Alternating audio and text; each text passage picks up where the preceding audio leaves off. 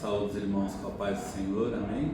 Vamos fazer uma breve oração, dar início a mais um EBD no livro de João, Evangelho de Jesus Cristo, segundo escreveu João. Senhor Deus Todo-Poderoso, maravilhoso e santo, fiel e verdadeiro, Pai, na Tua presença nós nos reunimos, Senhor, para buscar a Tua face, Senhor, para refletir e aprender da Tua palavra. Senhor, meu Deus, perdoa os pecados, Pai, cometidos em obras, pensamentos, palavras, pecados de omissão, meu Deus, quando podemos fazer mais, melhor, podemos fazer o bem, Pai, e muitas vezes falhamos em fazer, Pai, que a Tua graça, a Tua misericórdia esteja sobre nossas vidas, Pai, nos cubra com o sangue do Teu Filho amado Jesus Cristo, nos livra de todo mal, Pai, repreende toda a fúria do adversário, Pai, enquanto estivermos aqui, Senhor, e a todo momento em nossas vidas, Pai, guarda a vida dos nossos familiares, guarda, Senhor meu Deus, a vida dos nossos irmãos em Cristo, Pai, vai trazendo em segurança aqueles que aqui estarão nesta noite, Pai, para lhe cultuar, lhe adorar, lhe engrandecer.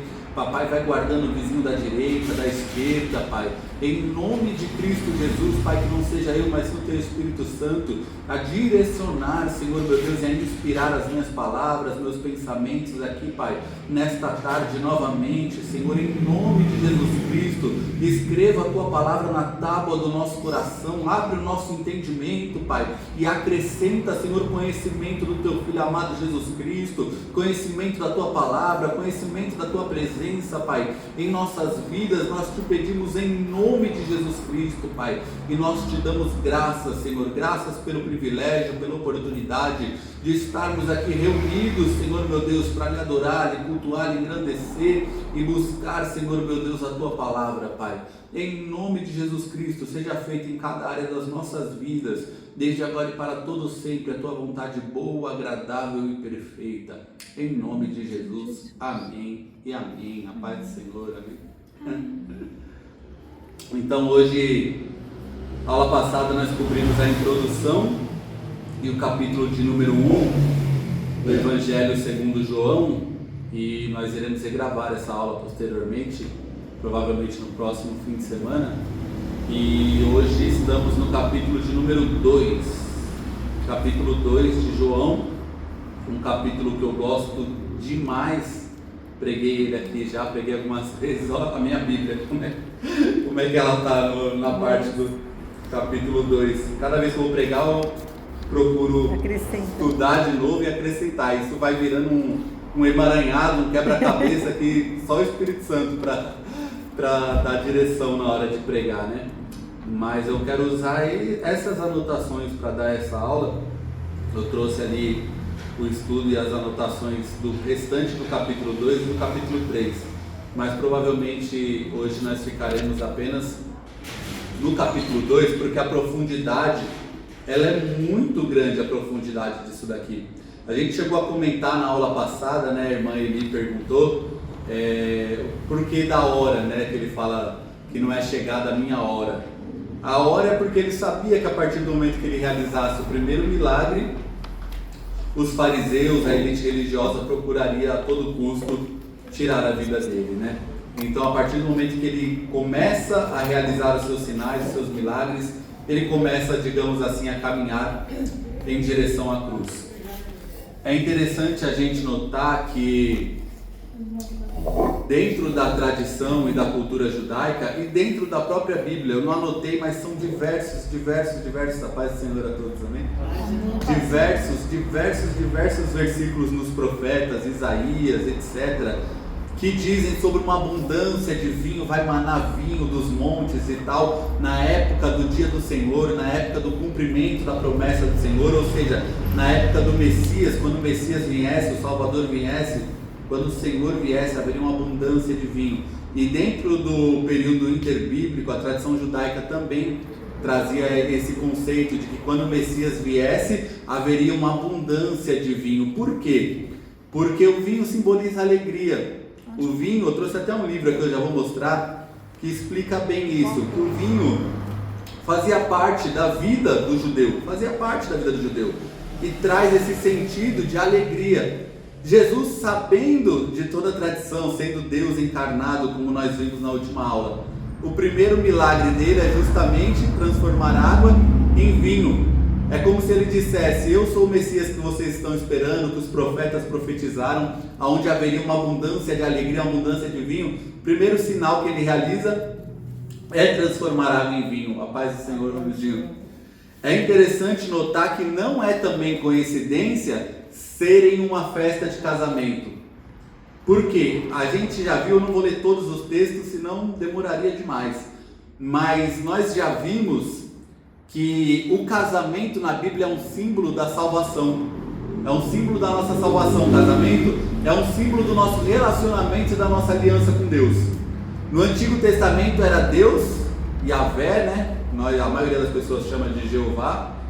Jeová, Yahvé é o nosso Deus, o Pai. O relacionamento dele com Israel, ele era o marido e a esposa era Israel, o povo dele. Israel era, entre aspas, a igreja do Antigo Testamento, o povo de Deus no Antigo Testamento, Israel.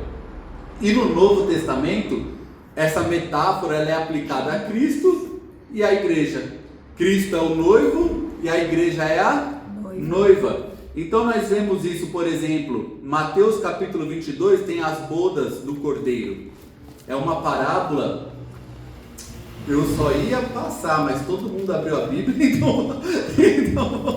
então vamos com calma. Então, é assim que é bom, né? Assim que é bom. Bíblia, né? Tem que... O povo está com fome de Bíblia, gosta de Bíblia, glória a Deus.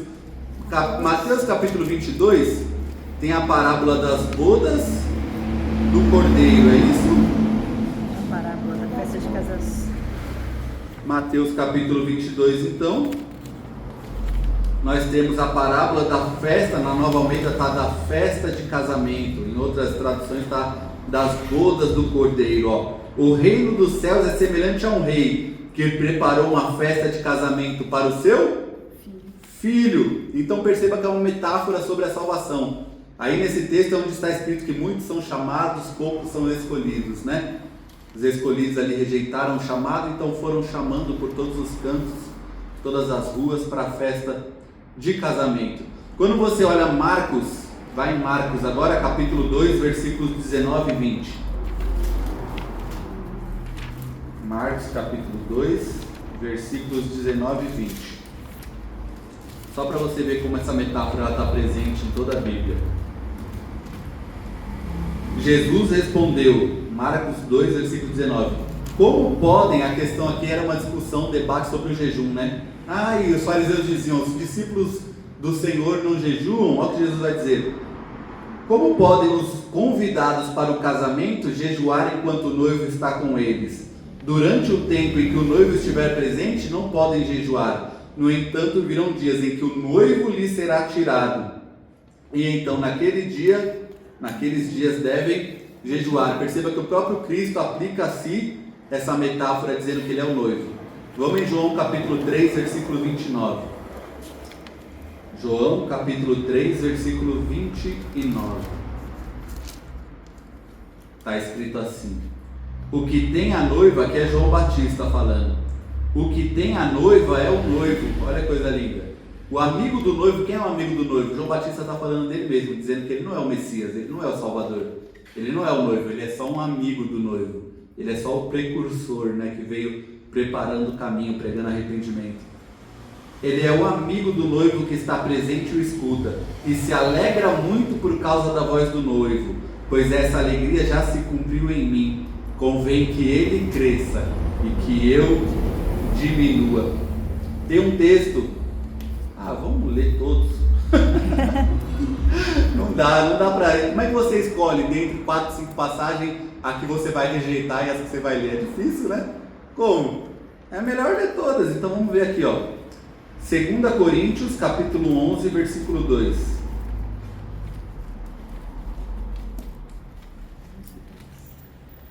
Segunda Coríntios, capítulo 11, versículo 2. Olha o que Paulo, o apóstolo, está dizendo. Tenho zelo por vocês, com um zelo que vem de Deus, pois eu preparei vocês para apresentá-los como virgem pura a um só esposo, que é Cristo. É por isso que o pecado é tratado como prostituição, adultério espiritual, porque nós temos um relacionamento com Cristo. Nós somos a noiva e ele é o noivo. Israel, no Antigo Testamento, também Deus usa demais essa metáfora do adultério, da traição, da prostituição. Que o meu povo se prostituiu, o meu povo adulterou. Deus estava falando do povo deixando a aliança com ele. Tem um livro que é o mais lembrado quando a gente trata desse assunto, que é Oséias. O livro de Oséias no Antigo Testamento, Deus manda o profeta. Talvez você nunca tenha ouvido isso, vai ficar chocado, mas é Bíblia. Deus manda o profeta se casar com uma mulher de prostituições. Essa é a vontade de Deus para todos os homens? Não. Deus falou para aquele profeta em específico tomar uma mulher infiel. Por quê? Porque Deus queria que o profeta sentisse na pele a mensagem que o profeta ia entregar para a nação. Que Deus estava se sentindo como um profeta. Quando o profeta era traído pela mulher dele, tinha que buscar a mulher dele na casa dos outros, na rua, ele se sentia machucado, ferido, traído. Deus se sentia assim com o povo de Israel, quando o povo largava ele, pecava contra ele, traía ele. E mesmo assim Deus manda Oséias ir buscar e pagar o preço e resgatar ela. Ele encontra ela escravizada, paga o preço, resgata ela e traz para casa de novo. E não é isso que Deus faz comigo e contigo? Quando a gente peca, a gente trai a Ele, a gente entristece o Espírito Santo de Deus. Mas Ele pagou um preço, na cruz do Calvário, Ele pagou um preço de sangue pela minha e pela tua vida. Abre em Efésios capítulo 5. Esse aqui não estava anotado, mas esse aqui eu gosto demais desse texto. Efésios capítulo 5 é uma bem pequenininha depois de Gálatas. Romanos, 1 Coríntios, 2 Coríntios, Gálatas, Efésios. Capítulo 5, versículo 31.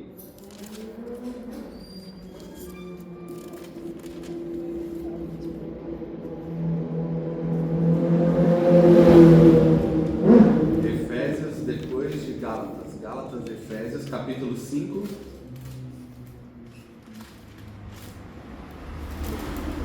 Antes de Filipenses, capítulo 5, versículo 31. Diz assim: eis porque o homem deixará o seu pai e a sua mãe. Olha o que Paulo está falando.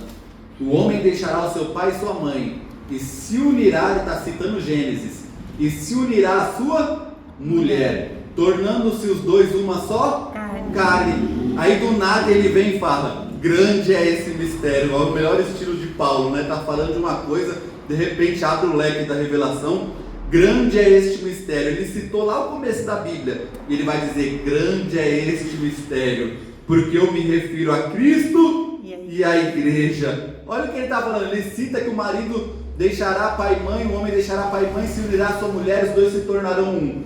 Aí de repente ele fala: grande é esse mistério, eu me refiro a Cristo e à igreja. Então o próprio casamento meu, seu, o próprio relacionamento nosso, do homem com a mulher, é um símbolo do relacionamento de Deus com a igreja. Isso aqui é maravilhoso demais. Vamos ler só o último para a gente seguir, para você ver que está do começo ao fim da Bíblia, é isso?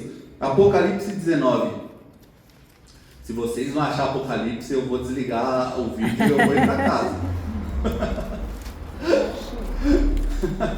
É o último livro da Bíblia, Apocalipse, capítulo 19, versículos 7 e 8. A epígrafe, que não é Bíblia, mas nos ajuda a compreender, a epígrafe, o título da sessão que vai dizer as bodas do Cordeiro, casamento, ó. Aqui é a salvação, é o final, ó. Romildinho, se você não achar Apocalipse, eu vou embora. Já está na porta. Apocalipse 19, versículo 7. Olha isso. Vamos ler do 6? Então ouvi o que parecia ser uma voz de uma grande multidão. Isso aqui é no céu, ó. Uma voz como de muitas águas e fortes trovões, dizendo: aleluia, pois reina o Senhor, nosso Deus, o Todo-Poderoso. Alegremo-nos, exultemos e demo-lhes a glória. Por quê? Porque chegou a hora das bodas do Cordeiro, e a noiva dele já se preparou. A ela foi permitido vestir-se de linho finíssimo, resplandecente e puro, porque o linho finíssimo são os atos de justiça dos santos. Então perceba que as bodas do Cordeiro, do começo ao fim da Bíblia, esse casamento do nosso Deus com o seu povo. Então perceba que coisa linda. Então, nossa, tudo isso aqui, ó, para voltar aqui em João 2, e você entender que o primeiro sinal que Jesus opera não é por acaso. Nada no ministério de Jesus, na vida de Jesus, na palavra de Jesus, nada é por acaso. Ter transformado a água em vinho não foi por acaso, é um simbolismo muito grande, messiânico, de que ele é o Messias, o Salvador. Ter sido numa festa de casamento também é um simbolismo muito grande, porque o casamento é o símbolo e uma metáfora do relacionamento de Deus com o ser humano. Ele sendo o noivo, ele realiza o primeiro sinal numa festa de casamento. João chama de sinal e não de milagre. É interessante, ele apresenta 7 sinais. Começa aqui transformando água em vinho, e o 7º lá no final é ele ressuscitando Lázaro depois de 4 dias mortos. João traz 7 sinais. No fim do evangelho ele vai escrever assim: se eu fosse escrever tudo o que Jesus fez, nem em todos os livros do mundo caberia. Então ele, por direção do Espírito Santo, escolhe 7 sinais. Ele gosta desse número 7, essa simbologia, né? 7 é o número de Deus, o número da perfeição, né? Nós vemos em Apocalipse, também escrito pelo João, que ele fala de 7 trombetas, 7 taças, 7 anjos. Então perceba que ele gosta disso, né? E ele separa em 7 sinais. Aqui dentro desse texto, nós vamos ter o responsável pela festa. Na minha tradução chama de mestre-sala. Em outras vai estar diferente, né? Na Nova Almeida está o mestre-sala. O que o mestre-sala fazia, Luan? Ele distribuía aquele vinho para os convidados. Ele era responsável por aquele preparo.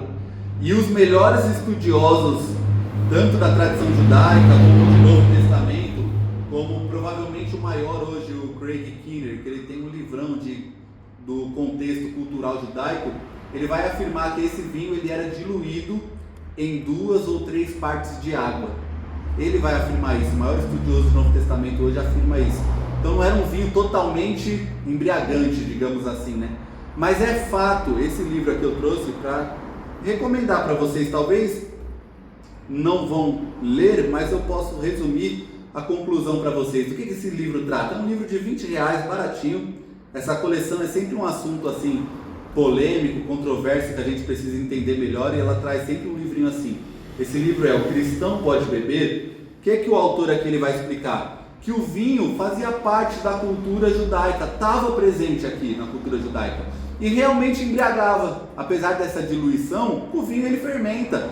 Quando a gente vê Paulo falando da ceia, ele fala o quê? Que um se embriagava e não esperava os outros. Então, o vinho realmente embriagava, realmente o vinho ele fermenta, apesar dele ser diluído. Agora, a Bíblia nos chama o quê? A sobriedade. Luan, me mostra isso na Bíblia. Efésios capítulo 5, versículo 18 diz: não vos embriagueis com vinho, mas enchei-vos do Espírito Santo de Deus. Na minha tradução diz: não vos embriagueis com vinho, onde há devassidão. Ó, embriaguez leva a devassidão. A Revista e Corrigida diz: não vos embriagueis com vinho, onde há contenda. Então contenda e devassidão, se você pegar essas duas traduções, traz uma ideia do que? De descontrole. E quem aqui nunca viu alguém totalmente descontrolado por causa da embriaguez? E a Bíblia nos chama o que? A sobriedade. Luan, me mostra isso em outro versículo. Eu acho estranho que tem teólogo que acha que não, que a Bíblia não diz, não chama sobriedade, mas chama. Olha isso aqui, 1 Coríntios. Abre em 1 Coríntios, é depois de Romanos. Vai vir, mas está em João, vai vir Atos, Romanos, 1 Coríntios. Capítulo de número 6. Depois de Atos vem Romanos, aí 1 Coríntios. Aí, já achei. Aí sim, tá vendo, Romildinho? A prática leva à perfeição. 1 Coríntios capítulo 6, versículo 9. É que eu não sei, é que esses textos assim parece que some da mente de alguns teólogos, né? Quando a pessoa quer defender a prática dela, os versículos que contraria a prática dela some, desaparece. Fala, não, tem, olha isso daqui, ó. Olha o que Paulo vai dizer, ele vai fazer uma lista das pessoas que não herdarão o reino dos céus.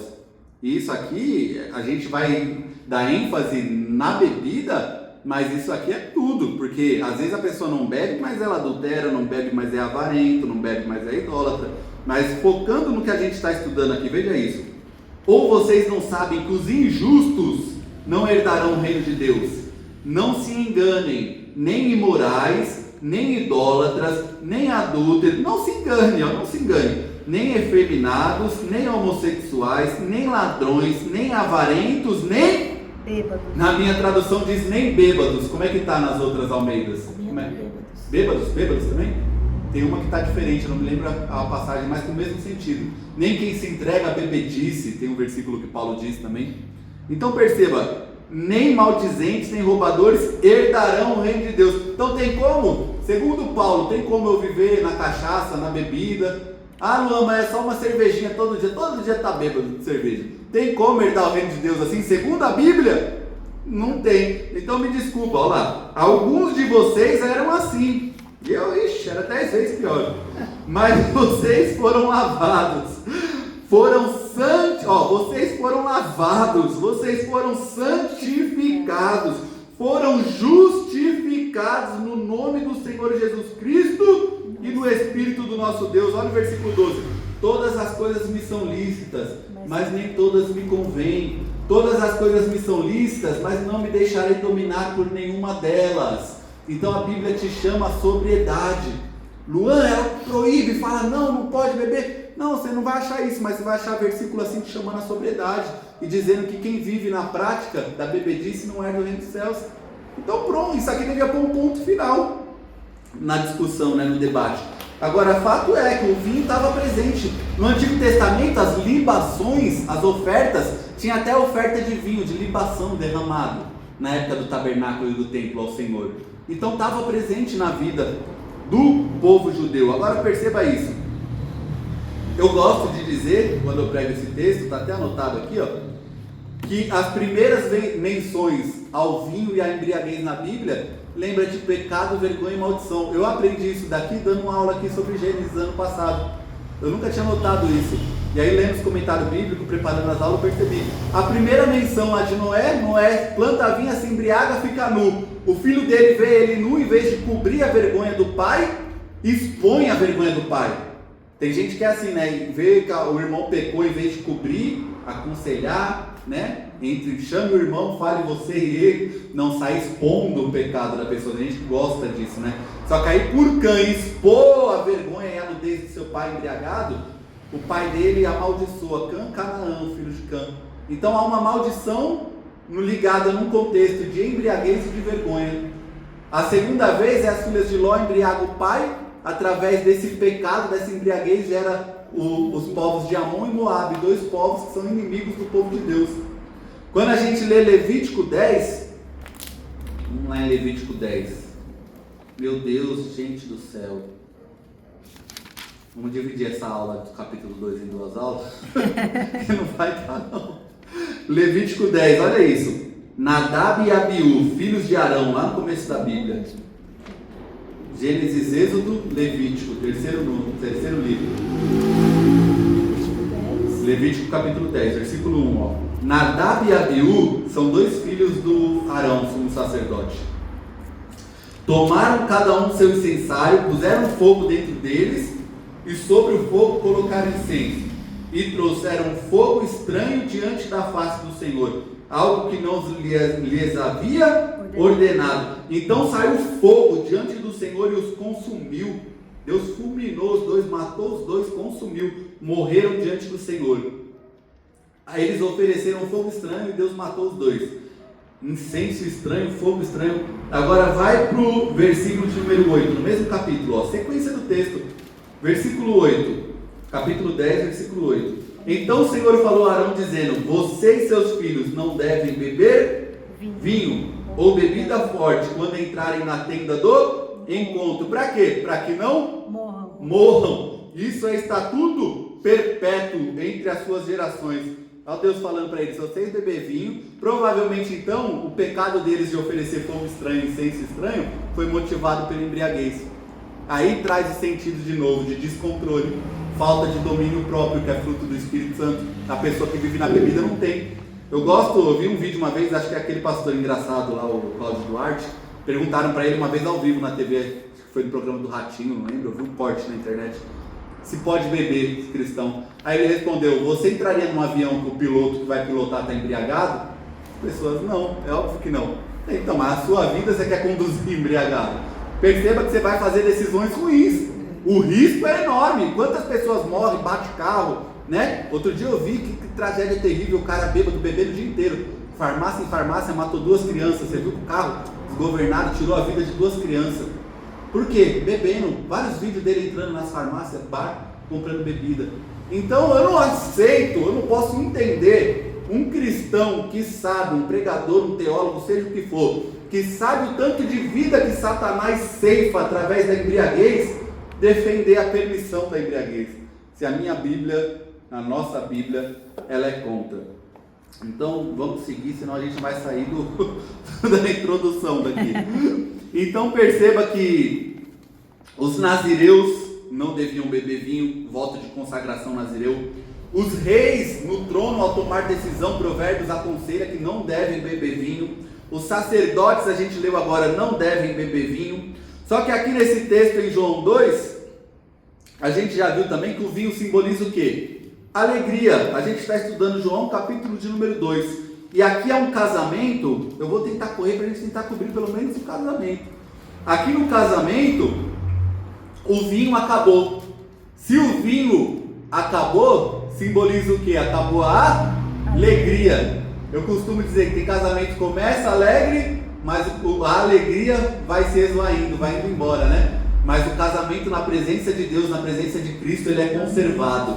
É que nem o maná que não apodrecia dentro da arca, o teu casamento, a tua vida, dentro da presença de Deus, em comunhão com Deus, não vai apodrecer, não vai... Tá, que nem zombaram no carnaval, né? Tá em conserva. É melhor estar conservado dentro da arca da aliança que não apodrece do que tá cheirando mal e tá se desfazendo, né?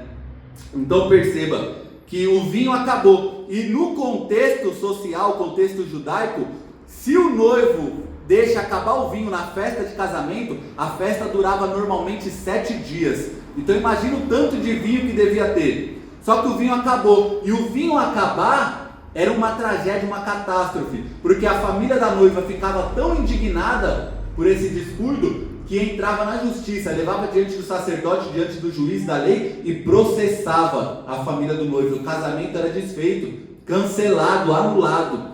Então perceba o tamanho da gravidade que a gente não entende. A gente fala, acabou o vinho. Não, ali ia ser interrompido um casamento, uma família, uma história.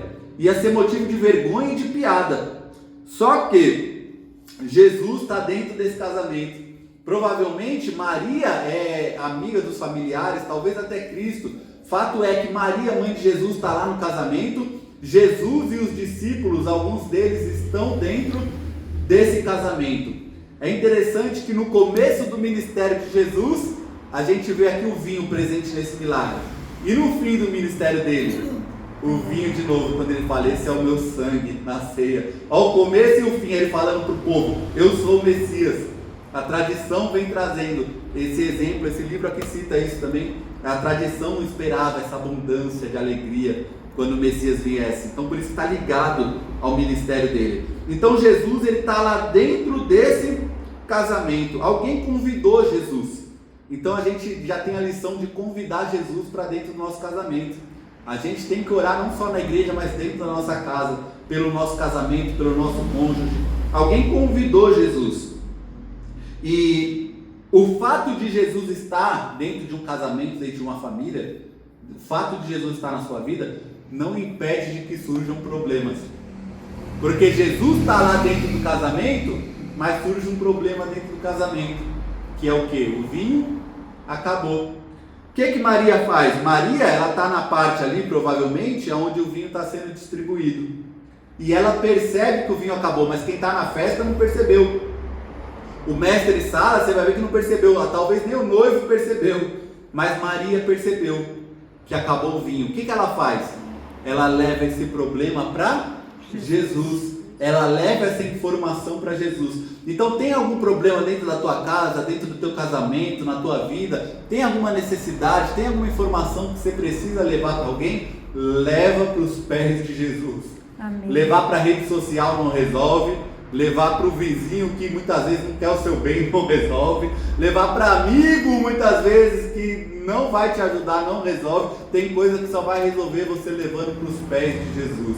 Ela pega esse problema que surgiu no secreto, que ninguém está sabendo, e ela leva para Jesus. Perceba que Maria não tem a solução. Maria, ela tem um problema e ela leva para Jesus. Jesus ainda não realizou nenhum milagre. Eu disse aqui na outra aula, essas histórias de filme, de evangelho apócrifo, de Jesus criança curando passarinho, fazendo as coisas, essas coisas não existem. A Bíblia diz que o primeiro milagre dele é aqui. Tem até pregador aí que fala, né? Jesus na carpintaria fazia pá, e surgia a cadeira. Mentira. Primeiro, deixa eu falar um negócio para vocês. Meu Deus do céu. Você sabia que provavelmente Jesus não era nem carpinteiro?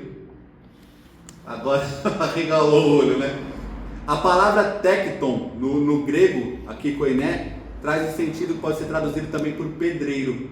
E é muito mais provável que ele fosse pedreiro, construtor, do que carpinteiro. Porque não tem gente suficiente na cidade dele para comprar móvel e ele viver de móvel, vendendo móvel. E em Séforis, uma cidade próxima, grande, metrópole, estava sendo reconstruída na época da vida de Cristo. Então provavelmente Cristo fazia que nem o trabalhador CLT, que pega a marmitinha, entra no ônibus, vai trabalhar e volta. Cristo provavelmente nessa época, ele era um construtor, ajudava nessa construção de Séforis, ele ia lá, ajudava e voltava. Percebe como tem coisas que a gente nunca ouviu falar? Mas Jesus, José era carpinteiro. O pai era carpinteiro, mas é a mesma palavra.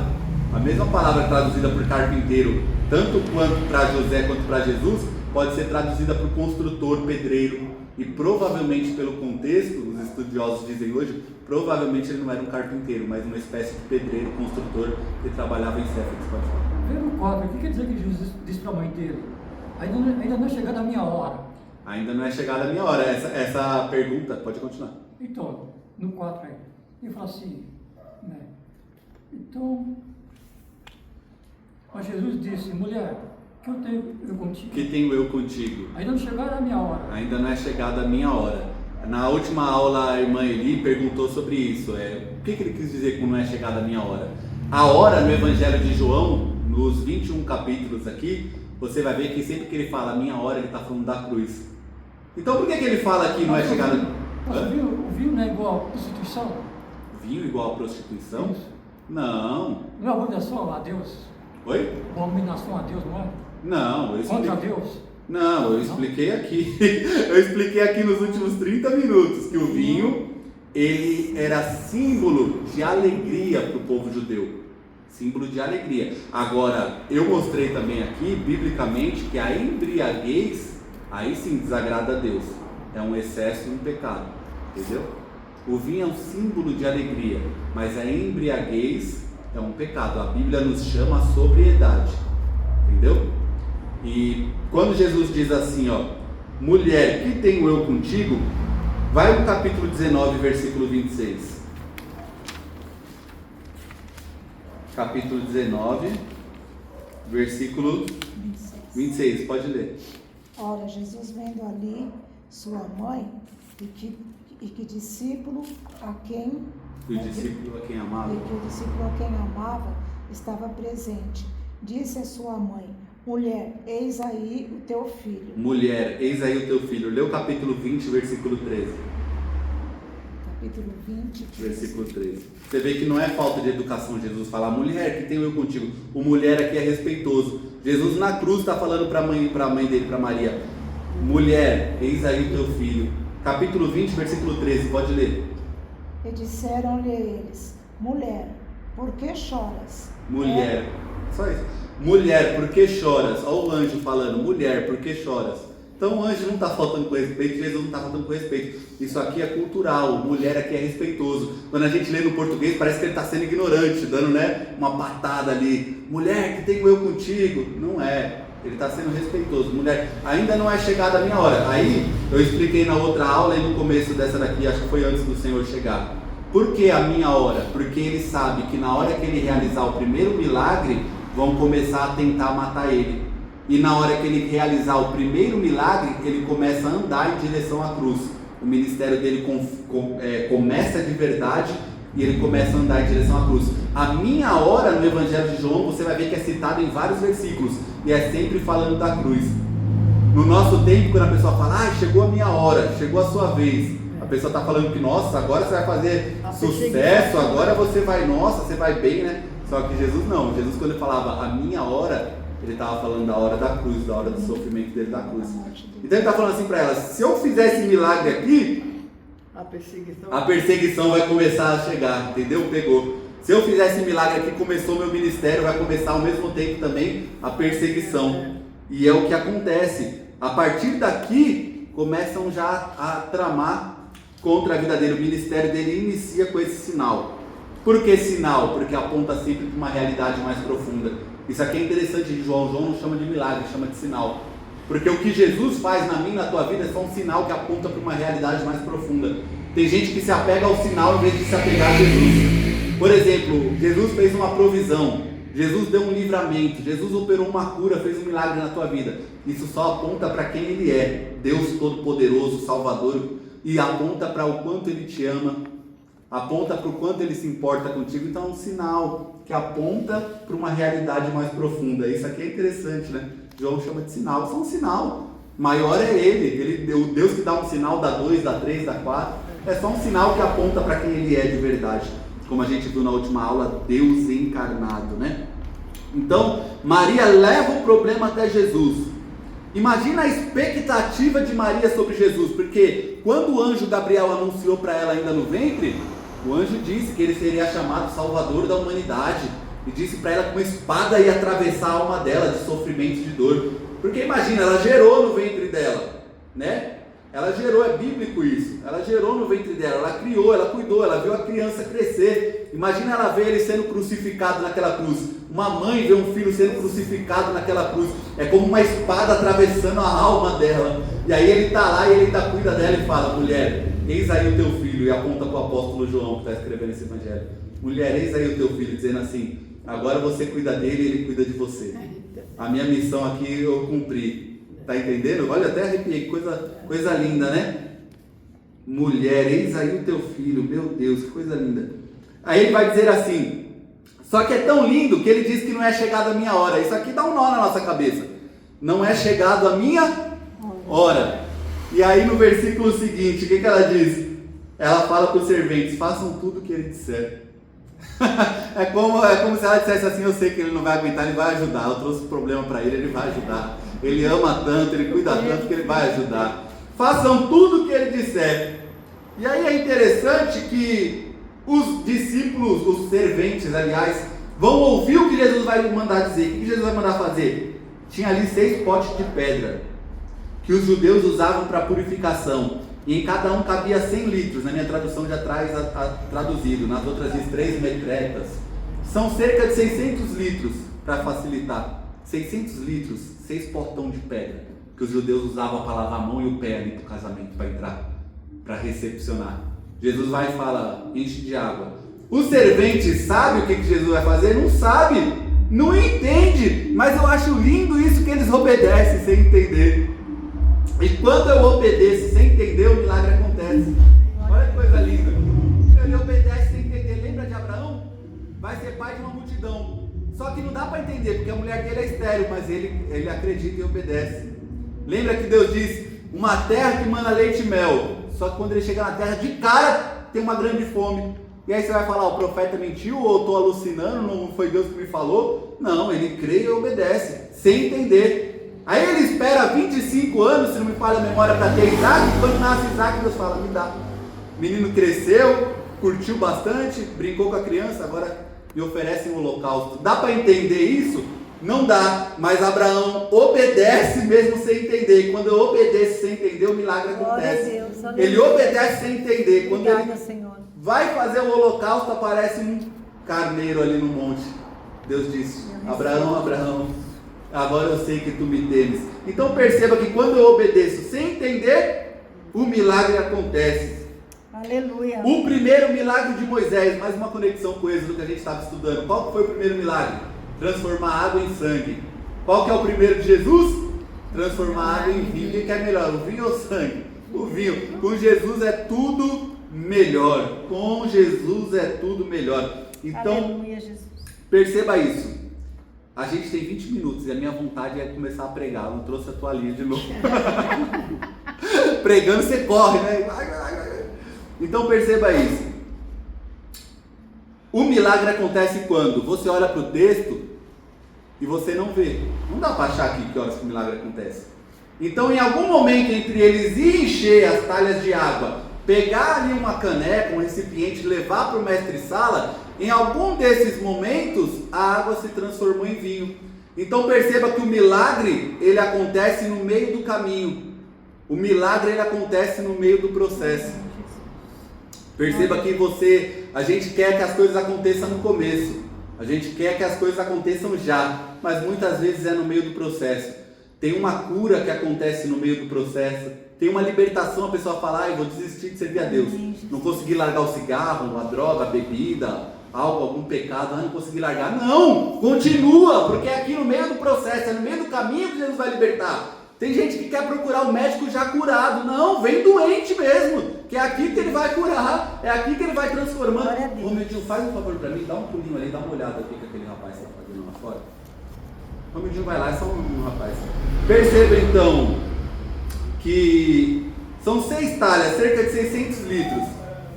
O uso era religioso. Obrigado, Medinho. O uso era religioso. Então, o que o Evangelho de João está fazendo? Está mostrando que a religiosidade, eu mandei você que ser mais forte. Por isso que falei, o Romeu vai pegar ele lá se for alguma coisa errada. Eu já estava mais perto da porta. A religiosidade, Glória a Deus. a religiosidade do judaísmo não tem mais vida, não tem mais poder. Aí Jesus está vindo, o Evangelho de João vem contrastando, passa uma língua estranha, contrastando a nova aliança, o Evangelho com a antiga. A gente viu na última aula, a lei veio por Moisés, mas a graça e a verdade por Jesus Cristo. Então aqui no capítulo 2, a água da purificação do Antigo Testamento, da lei judaica, a água não tem mais poder, mas Jesus tem poder. No capítulo 3, a água ela vai estar presente, sempre simbolizando o judaísmo aqui, que já não tinha mais vida e poder. No capítulo 3, tem que nascer de novo da água e do Espírito, Jesus disse para Nicodemos. No capítulo 4, Jesus disse para a mulher samaritana que ele tem uma água que, se ela beber, nunca mais terá sede. No 5, o paralítico está querendo ser lançado no tanque de Betesda, só que não precisa ser lançado na água do tanque, Jesus chega e cura ele. No 7, Jesus se coloca de pé numa festa e diz: aquele que crê em mim, do seu interior fluirão rios de águas vivas. E isso ele dizia do quê? Do Espírito Santo de Deus. Então perceba que Jesus tem uma água melhor, e essa água, essa palavra que lava, que regenera, que transforma, e esse Espírito dele que habita na nossa vida se transforma numa água a jorrar para a vida eterna. Então perceba, detalhe interessante, que Jesus não fez um milagre para entretenimento. Está entendendo? Aí você entendendo tudo isso que a gente está falando aqui, você entende que Jesus não está fazendo assim: oba, festa, vamos produzir 600 litros de bebida para todo mundo beber. Não é isso que Jesus está fazendo. Você entendendo o contexto, você está vendo que Jesus está salvando um casamento que ia virar vergonha, ia virar piada, ia ser desfeito, um casamento cancelado, uma família que ia deixar de existir. Jesus está vindo, não está deixando o noivo passar vergonha, a noiva passar vergonha, não está deixando o casamento ser cancelado, e está fazendo um milagre. Ao mesmo tempo, ele está mostrando que ele é o Messias esperado. Então perceba isso. Isso aqui me chamou a atenção da última vez que eu preguei. Quando o mestre-sala prova aquilo, versículo 9, quando o responsável pela festa provou a água transformada em vinho, não sabia de onde tinha vindo, ó. Por mais que os serventes que haviam tirado a água soubessem. Perceba que o problema que surgiu no secreto, Jesus resolveu no secreto. Ele não precisou sair expondo. Tem coisa que você não precisa sair expondo para todo mundo. O problema surgiu no secreto, leva para Jesus, que Jesus vai resolver. Você não precisa expor, porque nem todo mundo tem maturidade espiritual para resolver o seu problema. Uma coisa é você levar para sua pastora, outra coisa é você sair contando para gente que não tem nem fé, não tem nenhuma palavra, não tem nenhum conselho, não tem nem Deus na vida para te ajudar a resolver esse problema. Então o problema surgiu no secreto, leva para Jesus, Jesus resolve esse problema no secreto.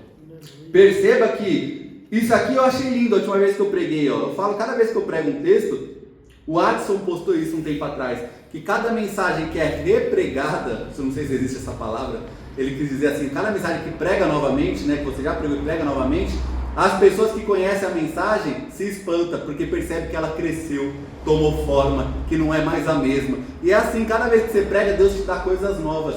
É claro que isso não é para um pregador preguiçoso, né? Porque tem pregador preguiçoso, roda o Brasil inteiro com 2 mensagens, e não estuda, não lê, não procura acrescentar coisas novas. Agora, se você prega a mesma mensagem, e você estuda de novo, ora de novo, com o espírito de comunhão, de devoção com Deus, Deus te dá coisas novas. Olha isso daqui. Quem que ele chamou? Chamou o noivo.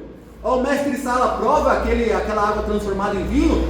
Ele não chama Jesus, porque ele não sabe que foi Jesus que fez. Ele chama o noivo. E ele agradece para o noivo.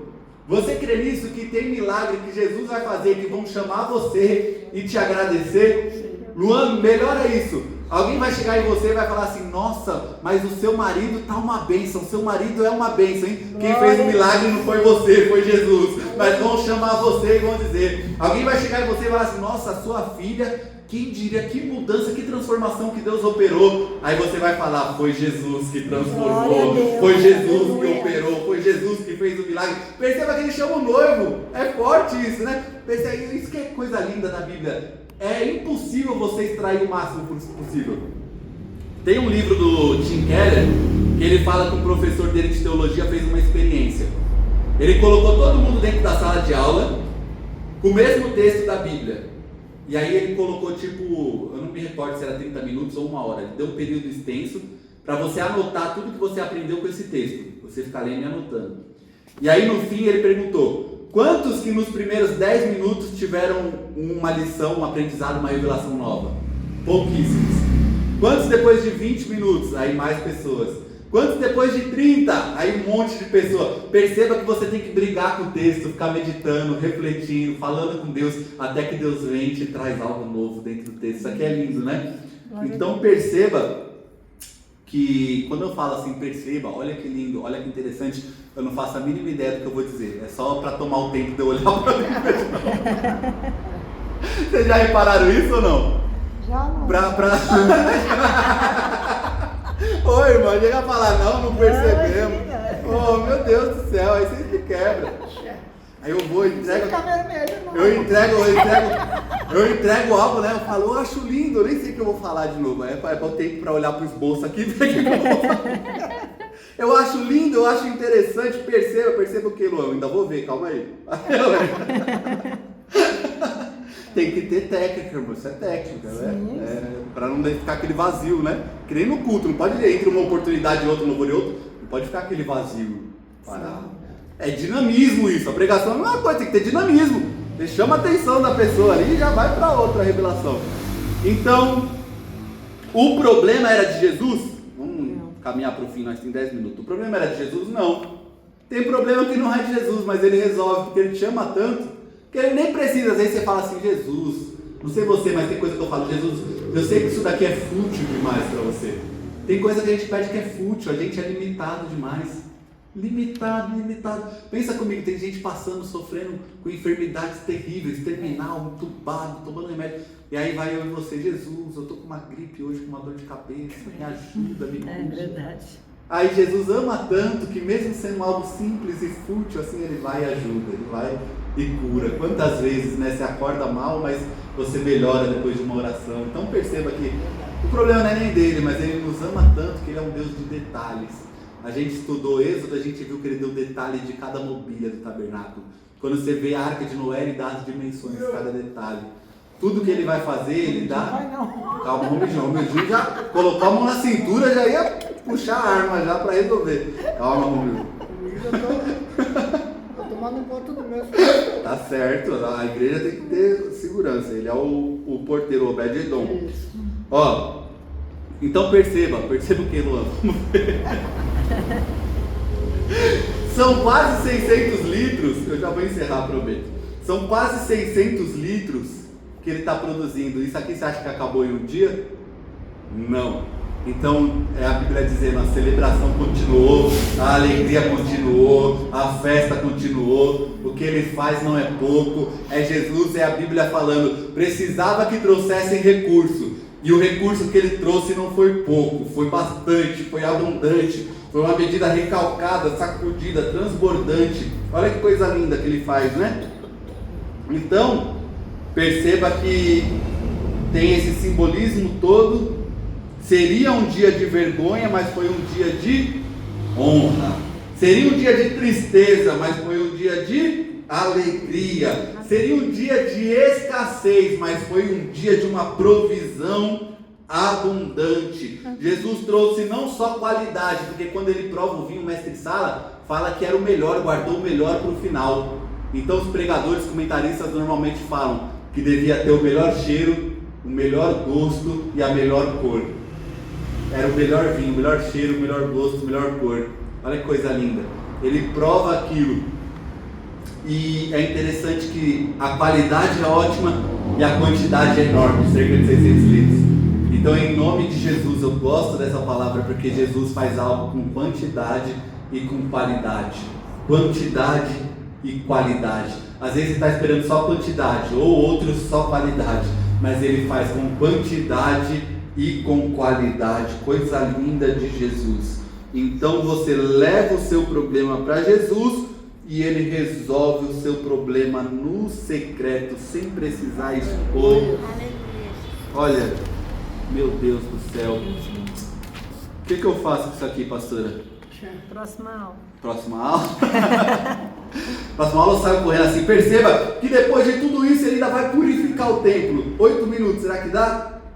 Ele vai purificar o templo. Dá. Vamos só comentar. Porque aí nós já vai para o capítulo 3 na próxima aula, senão nós vai ficar 3 anos. Ó, perceba isso.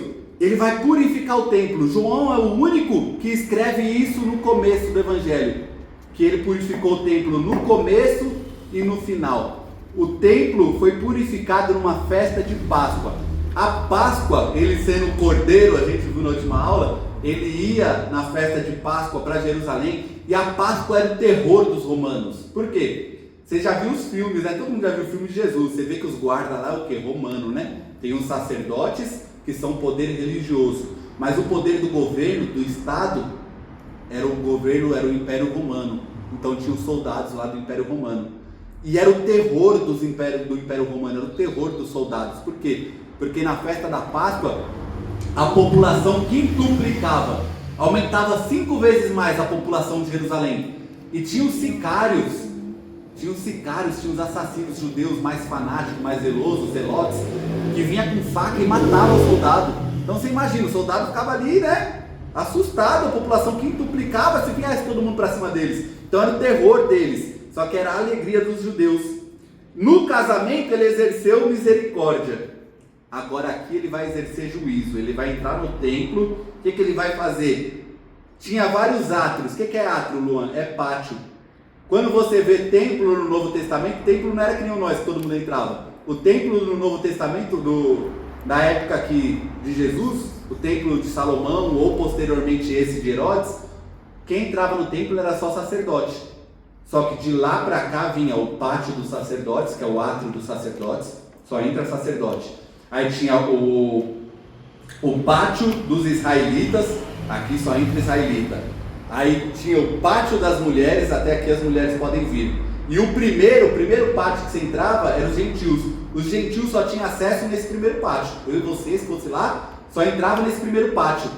Israel tinha que ser o quê? Luz para as nações. Só que o que os sacerdotes fizeram? Transformaram esse ambiente aqui, esse pátio, que devia ser de oração e de adoração para nós gentios, eles transformaram em comércio, parecia uma feira livre. Uma bagunça, uma gritaria, porque você chegava lá com a moeda da onde você mora para comprar um animal, fazer um sacrifício, eles falavam, não, você tem que trocar pela moeda daqui do templo. E aí nessa de trocar a moeda, cobravam juros enormes. Você vinha de longe, você não vai trazer um animal para sacrificar no templo de 100, 200, 300 quilômetros andando, você não vai. O que você fazia? Você ia lá e comprava.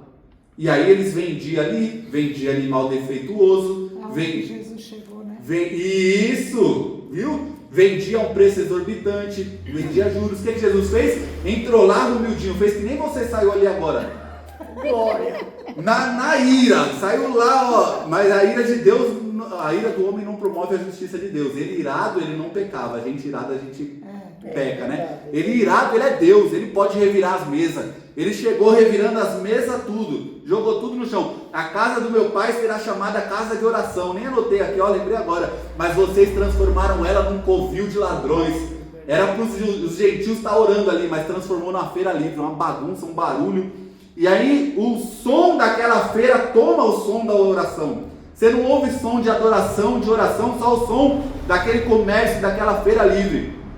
Então perceba que o que move Jesus é o zelo pela casa do Pai. Salmo 69, verso 10, vai dizer que o zelo pela tua casa me consumiu. É uma profecia que Jesus iria fazer isso. Até isso foi profetizado no Antigo Testamento, que a casa é do pai dele. Ele entrou lá, lembra quando ele tinha 12 anos, que encontraram ele falando com os fariseus, e os fariseus que admiram e se encantam com ele com 12 anos, quando ele cresce, quer tirar a vida dele. Tem gente que quer ser um amigo assim, enquanto você está pequeno. Se você crescer, aí quer, ó, é forte, né? Puxar o tapete. Na empresa, né? Tudo assim, né? Repare isso. Então, aqui a gente encerra. Olha que linda essa frase. Eu nem sei qual é a frase. Perceba que pegaram, né? Vocês vão usar isso. Eu sei que vocês vão usar isso no púlpito falando.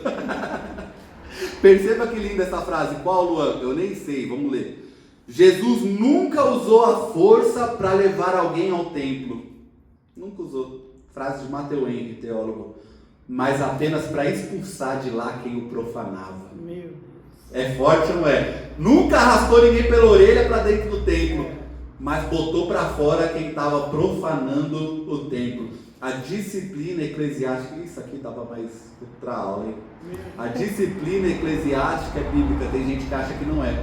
Por quê? Porque usaram de forma tão errada, que tem gente que está machucada até hoje, não voltou para a igreja até hoje, porque expuseram, mataram, feriram, usaram a disciplina eclesiástica de uma forma ignorante, exagerada, distorcida. Sabe aquela pessoa que em um mês você restaurava ela e a pessoa chegou e falou, olha, 10 anos de banco. Tá entendendo? Então a disciplina eclesiástica ela é bíblica, ela existe. Paulo disse, coloque para fora este homem, um homem que estava se relacionando com a mulher do pai. Mas depois ele fala na outra epístola, traz de volta ele, agora trata ele com amor, com mansidão, com carinho. Então a disciplina eclesiástica ela é bíblica, mas o propósito dela é restaurar a alma do ser humano. Perceba isso. Então Jesus nunca usou a força para levar ninguém ao templo. Zacarias diz, não por força nem por violência, mas pelo meu espírito. Nem por força nem por violência, mas pelo meu espírito. Agora, para expulsar de lá quem profanava, ele expulsou. Jesus purificou o templo. E assim, entre aspas, claro, assim aqui é como seria depois do milagre de Caná. Olha que maravilha, tá vendo? Deu certinho, né? Depois do milagre de Caná. E aqui de purificar esse templo, está declarada a guerra contra a elite religiosa, fariseu, saduceu. A partir daqui, Jesus virou alguém abominável para eles. Está mexendo com o poder financeiro deles, está mexendo com o status deles. Entrou no templo revirando tudo. Quem é esse pregador da Galileia aí, que entra aqui revirando tudo? A autoridade era tão grande que não puderam fazer nada. Esse é o meu e o teu Jesus, e espero que vocês tenham percebido tudo que a gente tinha para perceber. perceba. Falei para eles aqui, missionária, que quando eu falo assim, perceba, ou olha que interessante, olha que lindo isso, eu não faço a mínima ideia do que eu vou falar. É só para mim tomar tempo e olhar para a Bíblia e eu saber o que eu vou dizer. Então, coisa linda. Isso, é só para não ficar vazio, né? O vácuo, para dar dinamismo. Então, os irmãos que quiserem ler depois, posteriormente, eu paguei R$20. Conhecimento é coisa que Salomão diz, busque mais do que ouro, prata, diamante. R$20, ó, isso aqui me tirou tantas dúvidas sobre esse assunto que é tratado dentro ali do milagre em Caná. E basicamente é isso. A gente tem exemplos também, ó, de pessoas como Sansão, Samuel e João Batista, que desde o ventre Deus ordenou que não bebesse nada de fruto da vide. Ah, Luana, Deus ordenou para não se embriagar, Deus ordenou para não tomar nada da virgem, que era para não ter nenhum risco de se embriagar. Você está entendendo? Jó fugia da aparência do mal. O que é a aparência do mal? É algo que não é nem o mal, mas parece mal, então eu vou fugir, eu quero. Então perceba que... Luana, você falou do milagre, né? Onde a Maria obedece. E foi no casamento. E Deus é maravilhoso, porque em outros tempos eu fui num casamento e a festa rolando, chegou 10, 11 horas, quando estava no melhor da festa, fechou no pai do noivo. Está acabando o show, ele falou, vai ali, compra meia dúzia de 51, coloca dentro do show. Aceitou, as pessoas que tomaram o show. Foi tipo um milagre reverso, você testemunhou agora. Em vez de acontecer um milagre, aconteceu uma catástrofe mesmo. Aí aconteceu a catástrofe, acabou mesmo. Aí, meu Deus. Show. E tá vendo? Sem Jesus acontece isso, mas com Jesus o casamento continua. Chamasse Jesus.